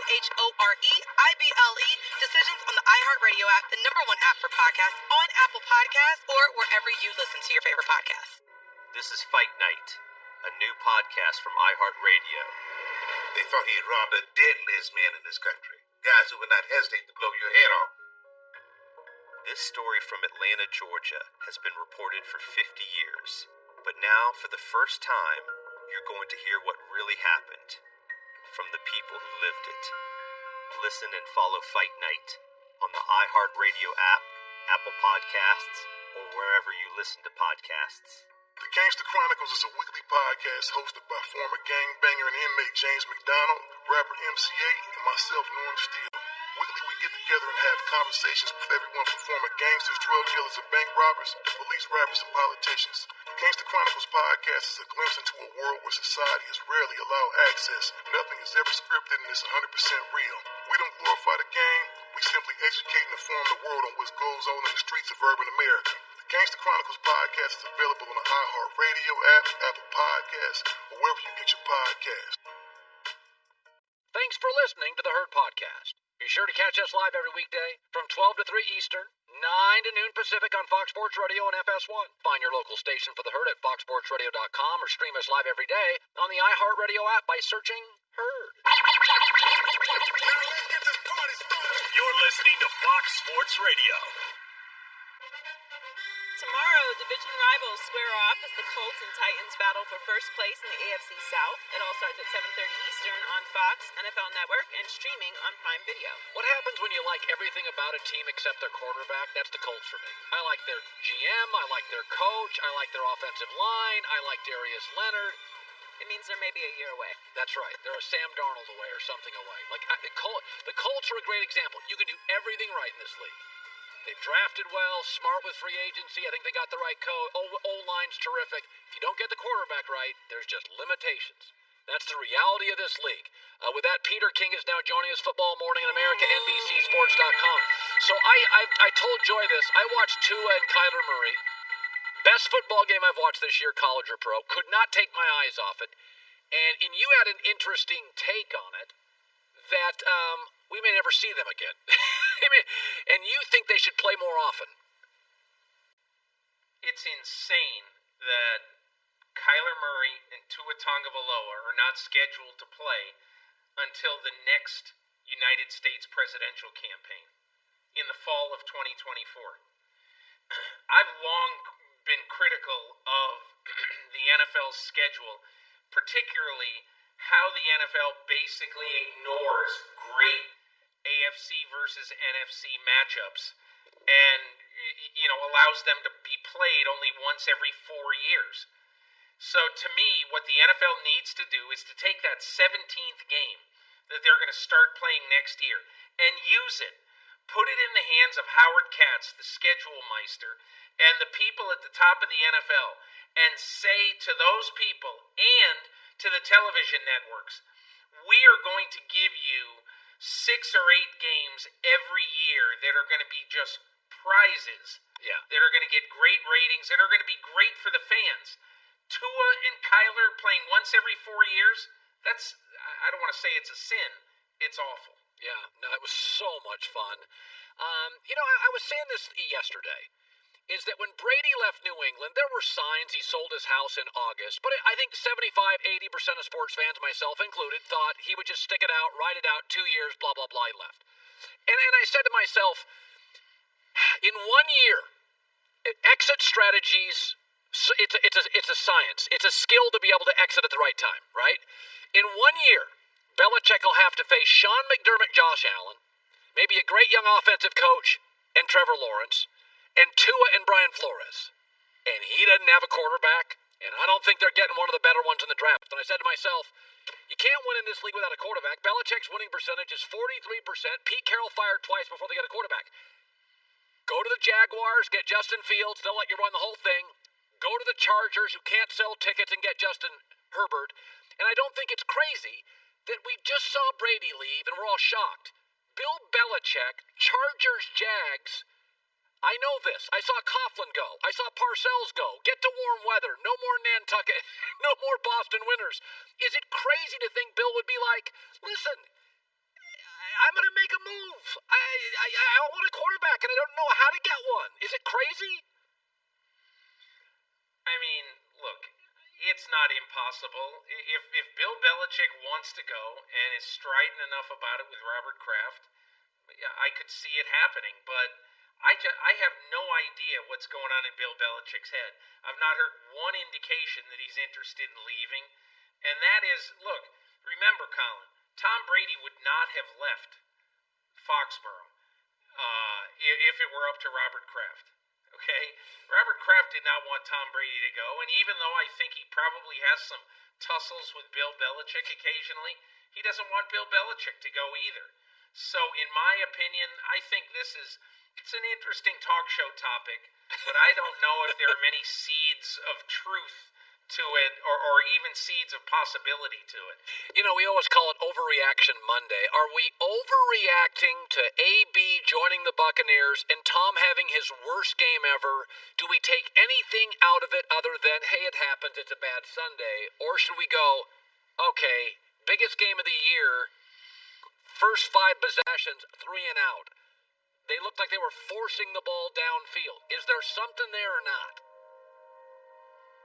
The protection of Tom Brady was the worst by far by the Tampa Bay offensive line the entire year. Drew Brees, Drew Brees completed passes to 11 different receivers in the first 20 minutes. Tampa Bay could not figure out the New Orleans passing attack.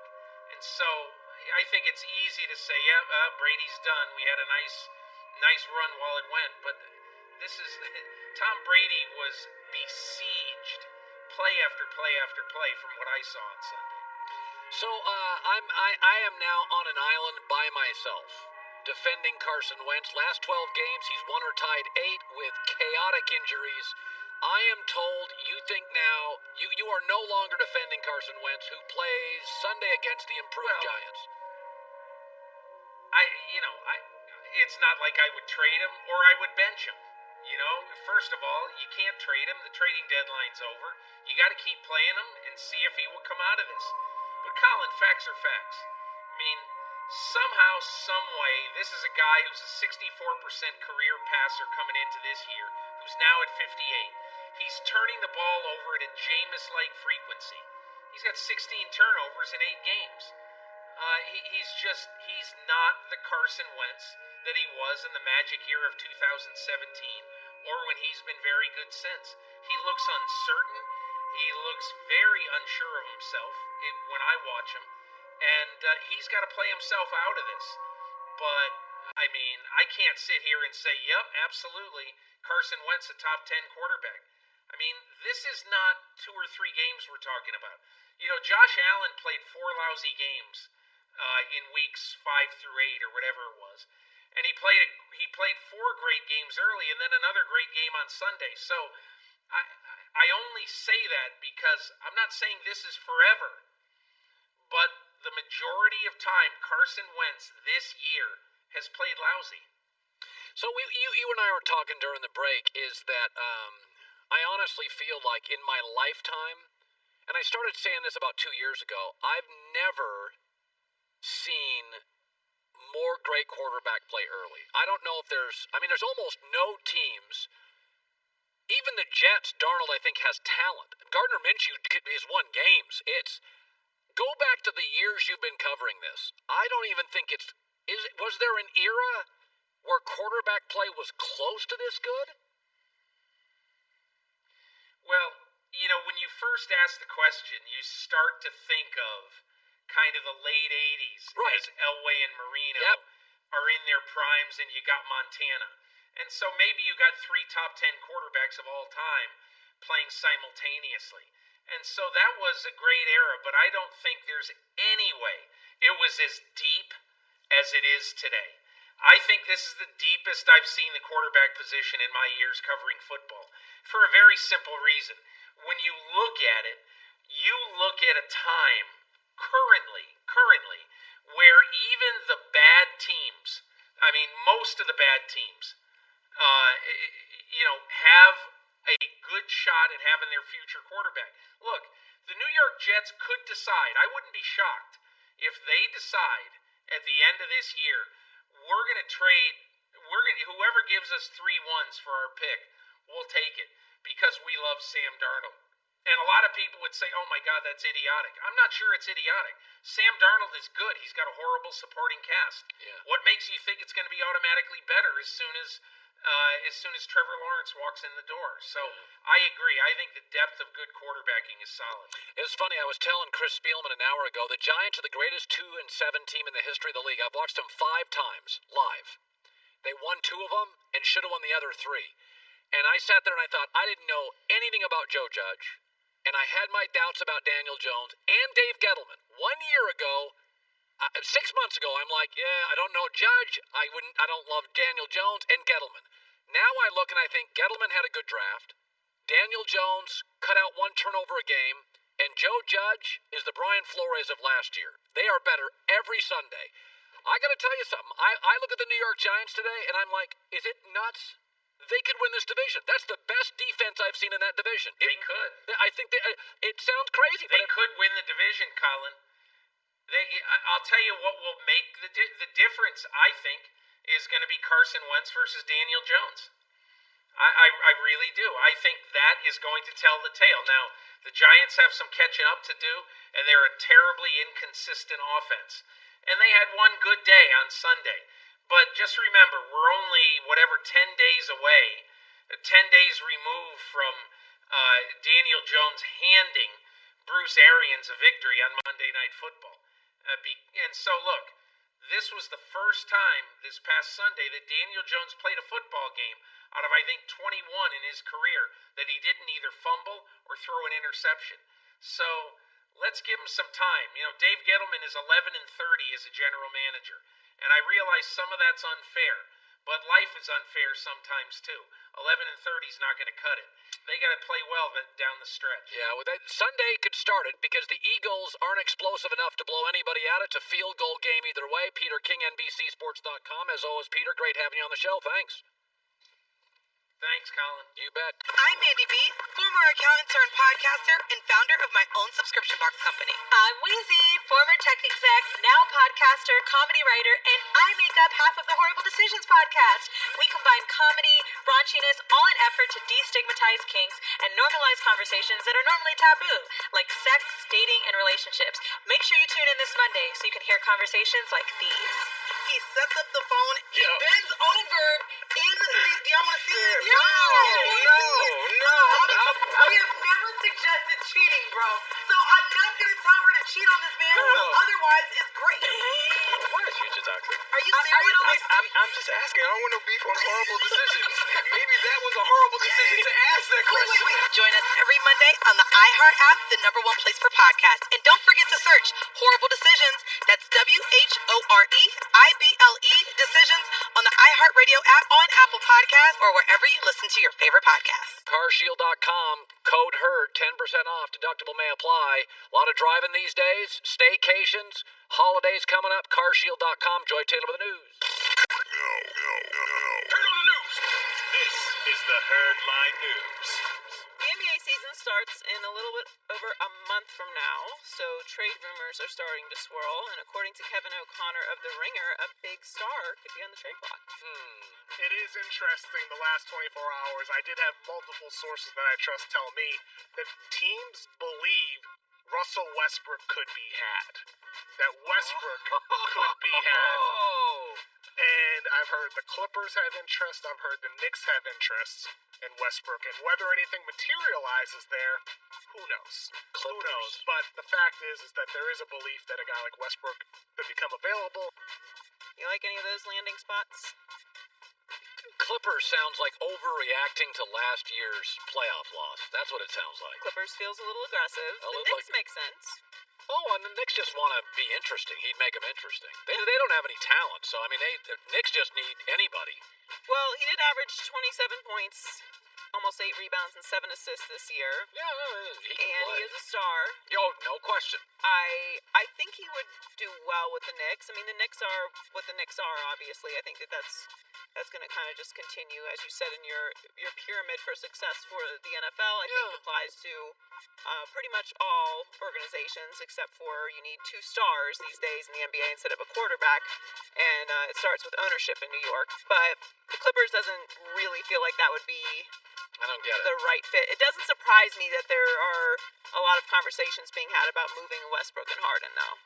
Well, that didn't work. The Clippers were a chemistry miss. I don't think Westbrook's a chemistry fixer. So there are people that you could move to the Clippers. The Clippers, just let's be honest, just run the same guys back. The Lakers will be older. AD gets hurt a lot. Like, this is one of those things, like, just you don't have to make a move. I mean, Paul George. Here's the key. Just don't depend on Paul George as much. Kawhi you can depend on. You're probably best served if you're the Clippers. Just run it back and see what you get. Still very good roster. The Clippers had a chemistry issue last year. No question. I just think that all of the NBA is going to look very different this year. Like, the season's starting up again December 22nd. Reminder, oh my God, Kevin Durant, Kyrie Irving going to be back for the Nets. Reminder, Golden State Warriors back healthy again. The Heat have another year.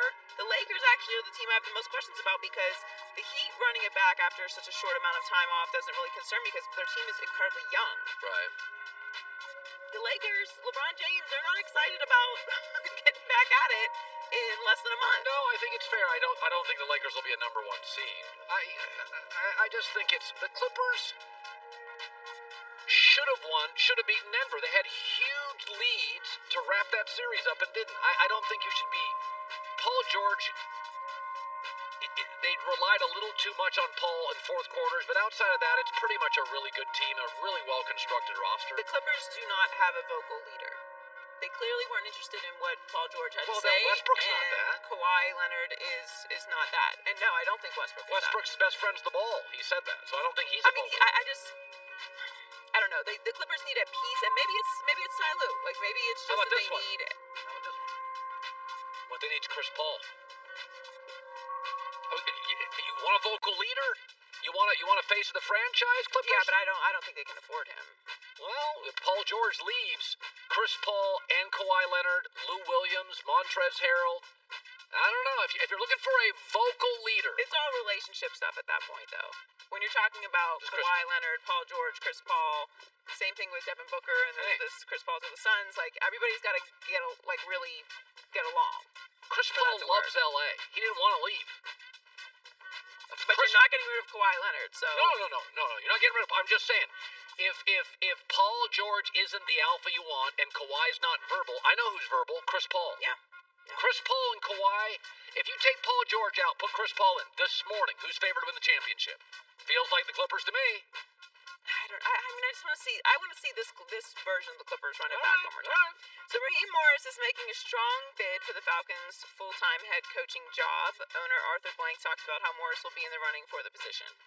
I don't think we should make a head coach selection or GM selection based on the color of somebody's skin. Raheem will be looked at as any other coach will be, and I've known him for a long time. He's a good guy. He's got a lot of credentials. He's not the same man he was when he was 32 and he became a head coach. 12 years later, he's matured a good bit. I think he's had a lot of great experiences, and I think he's learned a lot. And I wish him all the success he can possibly have for his benefit and for our benefit. Well, the Falcons are 3-1 since Morris replaced Dan Quinn as the head coach, who was fired after starting 0-5. He went 17-31 in his 3 seasons as the Bucs head coach from 2009 to 2011. That was a while ago. With Quinn, weeks 1 through 5, the Falcons ranked 20th in points per game, 11th in total yards per game, 30th for points allowed per game, and 31st in total yards per game allowed. Since week 6, the Falcons ranked 7th in points per game, 7th in total yards per game since week 6, 10th in points per game allowed, and 19th in total yards allowed since week 6. So they have taken a dramatic turn since the Dan Quinn fire. I think there's a chance he gets hired. It does depend on what's on the market. I'm trying to think of the market. What is the market? There's a couple coordinators, one in Buffalo and one in Kansas City. I don't see a college guy getting fired or leaving. I don't think it's a robust market, so if it's not, you probably go with a guy the players like who won at the end of a year. I mean, again, they have how many more games they have? If they go Atlanta's the kind of team offensively, they can win. I mean, you watch that Denver game for the first 3 quarters, it's like, oh, that's a playoff team. Atlanta never struggles to score. They just can't stop anybody. They can't stop anyone, and or they can't hold close leads. the game out. Yes. Right. The interesting thing that Joel Klatt mentioned earlier with us with Atlanta is, they're stuck with Matt Ryan. Like, for that 2 just years is minimum. what it is. Yeah. So you're not going to get a college guy unless you're going through, someone who's really not supposed to be in that position to begin with to get an NFL head coaching job. Because why would someone leave a college position where you have a legacy position, you're going to make the same amount of money, and you're likely not going to be there 2 or 3 years from now because you have Matt Ryan, and that's just what it is. Like, they can't take the salary cap hit. No one's going to pay for Matt Ryan at this point.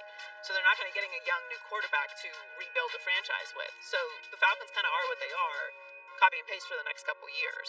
So Browns wide receiver Odell is on the road to recovery. The team said yesterday the Browns announced that Beckham had a successful surgery for the torn ACL that ended his 2020 season. They put out a statement. Odell Beckham Jr. underwent successful surgery to repair his ACL in his left knee. This surgery was performed earlier today by Dr. James Andrews at the Andrews Institute for Orthopedics and Sports Medicine in Pensacola, Florida. How old is Dr. James Andrews? Beckham is expected to be ready for the 2021 season. Goulet, can you look that up? That and the hockey scores. How old is Dr. James Andrews? He's been doing these surgeries for 50 years. He's 78 and still performing surgery. You're not allowed to fly a plane after 65 for a major airline. Listen, at that point, it should be like signing your name. You've been doing ACL surgeries for that long. Can you imagine if I'm doing this show in 23 years, I'm still hosting this show? I mean, do what How you love. gray can my hair get? I think you're going to want to be skiing or at least sitting in the lodge full time by that point. Totally. I love what I do for a living, but 78 years old and doing surgery. Tip of the cap to Dr. James Andrews. Way to go. That's unbelievable. A lifetime of surgeries. Odell also posted on social media as well. He said, sit back, relax, and watch how God works. Now let's let the journey begin. The rehab for ACL is brutal. Is it? I mean, look, I wasn't a professional athlete when I had to go through it, but it's just, you have to learn how to walk again. It's really awful. I don't think I have an ACL. Because I've never torn it or even felt it. That generally means it's healthy. Okay. I have not pulled any ligament. I don't work hard enough. This is why I'm not a doctor. It's probably... That's why. I had a calf muscle once that hurt for about 2 weeks, and that's the only identifiable muscle I have. Well, that's good. There you go. Joy to the news. Ligament tears. Well, that's the news. And thanks for stopping by. The Herd Line News. On Midseason NFL Awards. A little different than most coming up. Be sure to catch live editions of The Herd weekdays at noon Eastern, 9 a.m. Pacific on Fox Sports Radio, FS1, and the iHeartRadio app. Hi, I'm Major Carla Jones. I'm the Brigade S1 for the 101st Division Sustainment Brigade, based out of Camp Air John, Kuwait. I'd like to give a shout out to my mom, dad, Gary and Linda Bender, as well as my husband, Mackenzie Jones. I love you. I miss you. Happy Veterans Day. Go Titans! We're getting Seahawk and Titan fans. Well, I'm not a big fan of the MVP awards. I thought today, Joy, I'd give my mid-season awards. Everybody in the NFL has played at least 8 games. And these are the non-traditional awards, and I think they deserve some credit just beyond MVP. And I'm not into the Heisman MVP. How about some unique awards? Here we go. All right, the best performance without a supporting cast. The nominees are Joe Burrow, Kyle Shanahan, Wentz, or Russell Wilson. With deep consideration for all 4, I choose Joe Burrow. On pace to break Andrew Luck's rookie passing record. Second most sacked quarterback in the league, 28 sacks. Also the most hit quarterback in the league, yet tied for the most 300-plus yard passing games in the entire NFL this year with 5, Joe Burrow. Should have retired Bill Belichick, Drew Brees, Cam Newton, or Phillip Rivers. The winner, regrettably, is Phillip Rivers. 24th ranked passer rating of 33 qualified quarterbacks. Last week, trying to make a tackle after an interception sealed it. A humiliating effort, Phillip Rivers. The most disappointing bird. Eagles, Falcons, or Seahawks defense? Sorry, Atlanta, it's the Falcons. You burned me so many times. The first team in NFL history to lose multiple games in a season, multiple, with a 15-plus lead in the fourth quarter. Atlanta, be proud. It's something. Best quarterback who can't run a car. These are under 25.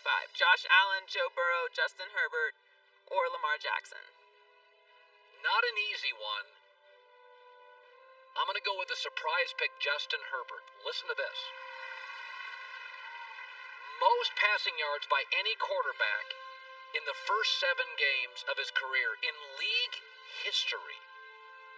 He has the only rookie quarterback to average 300-plus yards a game, ever as a rookie. Nobody's ever done that. He's tied for the most 50-plus yard receptions, and this is with an offensive line that's been hit or miss. I think he is the shock of the NFL quarterback season, the absolute shock. The quarterback who needs a realtor. Kirk Cousins, Sam Darnold, Jimmy Garoppolo, or Dak Prescott. We all need a good realtor, nobody more than Jimmy Garoppolo. The other ones have their issues, but Jimmy's coach has lost his trust, and he's got the fewest 20-plus yard completions among all qualified quarterbacks this year. That is with Debo. That is with George Kittle. That is with Brandon Ayuk. I don't push the ball down the field. Best bad team. Falcons, Giants, Panthers, or Vikings. This is a tough one. But I haven't given them any love, and they deserve a little. How about the Panthers? A bunch of close losses against good teams. And here's where I want to give them credit. 4 games this year with 400-plus total yards of offense. So whereas the Giants are the best 2-7 team I've ever seen, they're not wildly interesting. Carolina's a good watch. Bad, but really competitive. Worst Packers draft pick. Jordan Love, A.J. Dillon, Josiah DeGarda, or all of the above. It deeply hurts A.J. Dillon. Here's my issue. They've already got Jamal Williams as a backup. And Aaron Jones. They didn't need to draft another running back. They've got 2 studs. Jordan Love could be good, but, he's developing. I get that. I don't understand it. He didn't have a touchdown. He's rushed the ball 25 times. He got 90 yards. They didn't need a running back. Best expatriate. Tom Brady, Brian Flores, Mike Vrabel. Easy for me, Brian Flores. Last 17 games. This is a rebuild. Last 17 games, a rebuild and switching quarterbacks. He's 10-7. He's a really good football coach. They play hard, both sides, every play. Worst expatriate. Jimmy Garoppolo, Matt Patricia, Bill O'Brien. I don't think this is terribly difficult. Matt Patricia wore his hat on backwards first game, turned me off. Listen, you got to win games. He's 12-27, and I think we all acknowledge Matt Stafford's pretty talented. And I don't think it's a great division right now. I think Green Bay is a finesse team that's beatable. Chicago can't go quarterback right. Minnesota struggled defensively this year. It's just not working. All right, best commercial. Bill Belichick, Subway, Baker Mayfield, Progressive, Patrick Mahomes and Aaron Rodgers for State Farm, or the Watt brothers for Subway. Baker Mayfield. I think he and his beautiful wife Emily are actually very funny. He's really actually a very funny actor. Is that how you carry your groceries in? Yes, it is actually. I've said this before. If he'd have done these after he's got a bunch of wins, he'd be a legend. It's just, he's doing them before, but he's actually great on his commercials. They're all funny. He hasn't had a bad commercial yet. He's really good at it. These are very relatable. No, he's totally his commercial. His wife's cute. He's funny. He's really, really good at it. There you go, our Midseason Awards. I like those. RecTech4theQ.com, built by grillers for grillers. Smart grill technology. Turn it on and off, drive into your grill. RecTech4theQ.com for Joey and John and everybody. See you tomorrow. It's The Herd. The Cancer Chronicles is a weekly podcast hosted by former gangbanger and inmate James McDonald, rapper MC8, and myself, Norm Steele. Weekly we get together and have conversations with everyone from former gangsters, drug dealers, and bank robbers to police rappers and politicians. The Cancer Chronicles podcast is a glimpse into a world where society is rarely allowed access. Nothing is ever scripted and it's 100% real. We don't glorify the game, we simply educate and inform the world on what goes on in the streets of urban America. The Gangster Chronicles podcast is available on the iHeartRadio app, Apple Podcasts, or wherever you get your podcasts.